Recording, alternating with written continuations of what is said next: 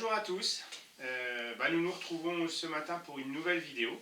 L'objectif de cette nouvelle vidéo, si je puis dire, c'est de vous essayer de vous donner quelques conseils pour bien vous préparer pour l'épreuve d'oral qui arrive, cette fameuse épreuve KJB que vous redoutez tous, j'en suis sûr, mais qui en fait, vous allez le voir, si vous la préparez comme il faut, et si vous suivez mes conseils, c'est quand même une simple formalité. L'idée finalement de cette vidéo, c'est aussi de vous donner quelques petits conseils et d'éviter les principaux écueils, je dirais, qui ont attrait avec cet oral. Le premier écueil, sur lequel il faudra absolument être sûr, c'est que vous ayez en amont bien eu une approche sur votre produit qui soit parfaite. La connaissance du produit est quelque chose d'essentiel. Quand je parle de connaissance produit, elle doit être une connaissance sur la partie commerciale de ce produit, c'est-à-dire sa cible, son fonctionnement commercial, sa marque, les images marketing. Et puis d'un point de vue technique, puisque vous allez être obligé d'avoir un argumentaire réalisé dessus, donc bien connaître la transformation du produit, la conservation du produit et tout l'aspect alimentaire et nutritionnel qui vont avec. Deuxième écueil, faire preuve, pendant cet oral, d'empathie avec le jury, être capable de sourire, d'être relativement détendu. Ça ne sera pas le plus facile, mais c'est nécessaire si vous voulez être relativement à l'aise. Troisième partie, être capable de faire une découverte des besoins. Cette découverte des besoins que vous allez faire à travers des questions, elle va être notée et elle va vous permettre surtout aussi de développer dans un deuxième temps votre argumentaire cap-son-casse sur lequel je vais revenir après. Le dernier point, c'est justement que vous soyez capable de convaincre en développant ce cap-son-casse, en reprenant la méthode du cap-son-casse et en la mettant en pratique pour réaliser ça. La première chose que vous allez devoir faire, c'est bien préparer votre entretien. Si vous reprenez le chapitre 4 de relations commerciales que nous avons fait ensemble et que vous reprenez les différents points, eh bien vous allez retrouver finalement le fil conducteur pour préparer cet oral.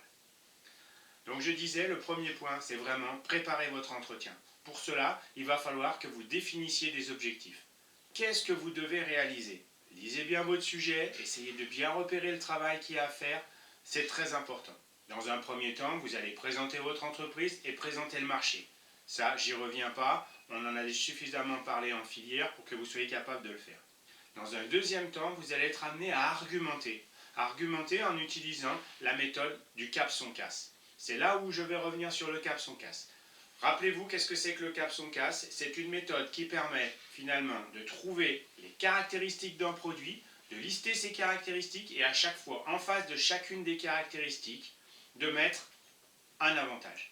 Ces caractéristiques, elles peuvent être basées sur l'entreprise, sur le marché, sur le produit, sur votre gamme. Il est important de voir au plus large.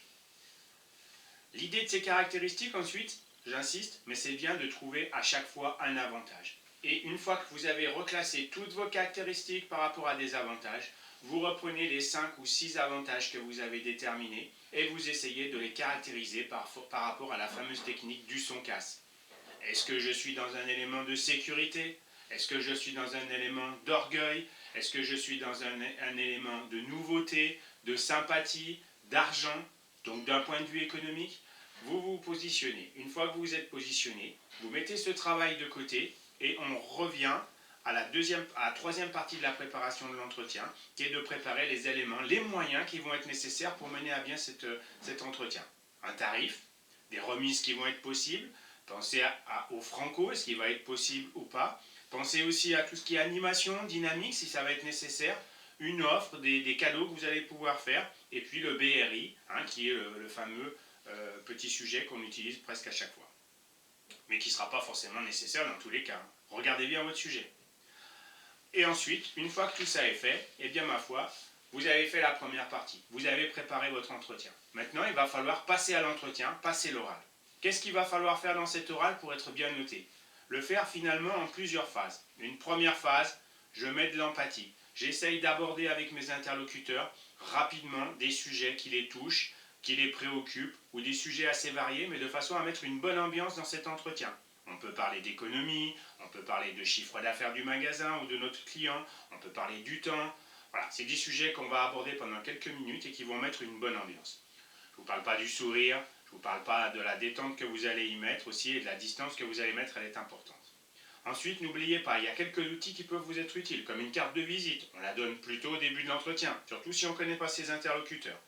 Et puis ensuite, La deuxième phase, très importante, c'est la fameuse découverte des besoins. Votre objectif en posant la question, en essayant de poser les questions le plus ouvert possible, ça va être de déterminer finalement si vos arguments, si votre interlocuteur, il est plutôt dans la nouveauté, il est plutôt dans l'argent. On revient au son casse. Donc en fonction de ce que vous allez découvrir, en fonction de ce que vous allez découvrir par rapport aux questions que vous allez poser, je vous rappelle c'est au moins 5 ou 6 questions, eh bien vous allez pouvoir réorganiser votre argumentaire, réorganiser votre avantage et les mettre dans le bon sens, dans le sens qui correspond à la découverte des besoins que vous aurez pratiqués. Pour cela, un mot important, il faut avoir une écoute active. C'est vraiment très très très important. Pour terminer, je dirais que un mauvais commercial, c'est quelqu'un qui va déballer ses arguments dans n'importe quel sens, avec aucune volonté vraiment de convaincre. Ça devient stéréotypé, hein, c'est le commercial qui dit mon produit c'est le meilleur, mon entreprise c'est la plus jolie, etc. etc. Ça, c'est pas vraiment ce qu'on attend dans cette oral. Ce qu'on attend, c'est que vous dérouliez vos arguments en fonction des attentes que vous avez découvertes, en fonction des questions que vous avez posées, et donc c'est comme ça que vous allez réussir à convaincre, en adaptant l'ordre de vos arguments, les points de vos arguments à votre découverte des besoins. C'est ça un bon cap son casse. Je ferai suivre cette vidéo la prochaine fois d'une nouvelle vidéo où j'essaierai de me mettre en scène et pour essayer de vous expliquer concrètement un petit peu plus des éléments de cette oral.